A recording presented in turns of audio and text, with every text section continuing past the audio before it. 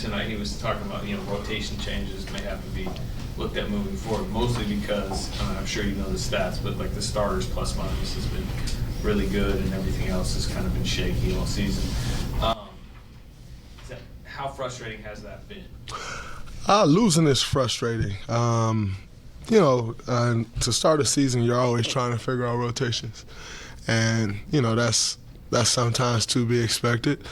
I think the expectation for us, usually we don't go through that. And so it's kind of like, oh, man, our rotations, for the most part, we've always been able to figure them out pretty quickly. And, it's what, 3-7, 3-6? So you're 3-6, you have to look at everything. And I think, that's what coaches are getting at. But I'm not going to sit here and blame the guys that are coming off the bench or the coaching staff. We all got to figure it out, regardless of what that is. I think we all can improve, so just got to keep plugging away at it. But I'll say this again. It's our defense. We have to correct our defense. Klay Thompson and Steph Curry shot 15 for 30 from three. That right there alone is good enough for us to win a game. If nobody else hit a three, if nobody else take a three, that's good enough to win a game. So give up 43 points in the third quarter. I'm not sure if the league average for points are up.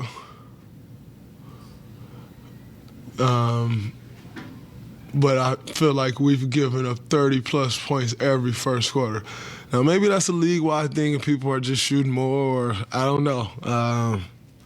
But I know that's an issue for us. And so you start the game off giving up 30 points a quarter.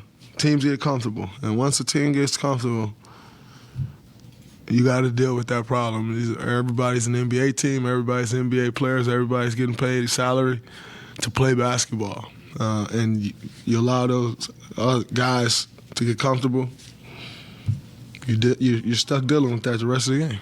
Draymond, you're the leader of the pack defensively, and we have talked about this in the past. How you go from being the top 5 team defensively all the way to the 30th in the league? Does that have something to do with the larger rotation because it's early in the year? Steve Kerr's trying to use different players, get them to the level that you guys should be to win the 5th. Does that worry you? Can you take me to the mental process of the defensive orchestra that is not there? It is definitely a process. And the reality is there's a lot of guys playing this year and playing minutes that they haven't played before. And when that happens, you have to grow together. And it usually shows up on the defensive end more than it does the offensive end. And quite frankly, I think we've struggled a bit on both sides. But, usually when you struggle on the offensive side, our defense usually can save us, and it hasn't. And so, like I said, I'm not going to sit up here and point fingers or, point to our young guys. It's not how we roll. They got to learn. They got to figure it out. And, so, yes, they in fact, it is some of their fault. It is definitely some of our young guys' fault. But it's also some of my fault and some of Steph's fault and some of Klay's fault. It's all of our fault. We're not defending at the level that it takes to win games. Now, you take into account that every team wants to beat us because we won a championship last year. You take all of that into account on top of the errors that we're making, and it's tough to overcome. And so I changed the tune of my answer. Yes, it is the young guys' fault, but it is not more their fault than it is our fault. And so, yes, they have some things to learn, and I have no doubt that they will learn those things. But equally, we have responsibilities that we have to live up to, and we're not doing that either. So as much as it is their fault and not knowing rotations and all of that stuff, I must not be doing a great job leading. I must not be doing a great job defensively if our defense sucks, and vice versa, and it's on down the line. So, as a matter of fact, I am not taking fault away from them. They have to get better, and that's what we require as an organization in the win, and we have to get better and live up to who we are supposed to be. What about the motivation? You guys going to the fifth. That's the motivation right there. But you have to go through a regular season. Yeah, it's definitely not that. As someone who's at times struggled with motivation against certain teams at certain parts of the season, I don't think it's motivation. I mean, I'll be totally honest with you if I thought it was. I don't think motivation is the problem at all. Quite frankly, there's about half of our team that's won a championship. There's 4 guys on our team that's won 4, and 1 that's won 3. There's some younger guys with 1.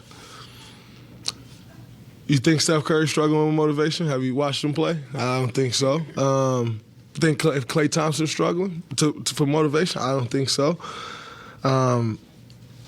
Quite frankly, I don't think Looney is struggling with motivation. And I don't think I'm struggling with motivation. That's where you would see a motivational thing at. And guys who's just done it over and over and over again. And quite frankly, I don't think it's that. So no, we have some things from a competitive spirit to get back. We have to get our defensive intensity back, our will to defend. We have to get back, but I don't think that's due to motivation. Draymond, what about the defense? Like, specifically is leading to these early foul troubles. Well,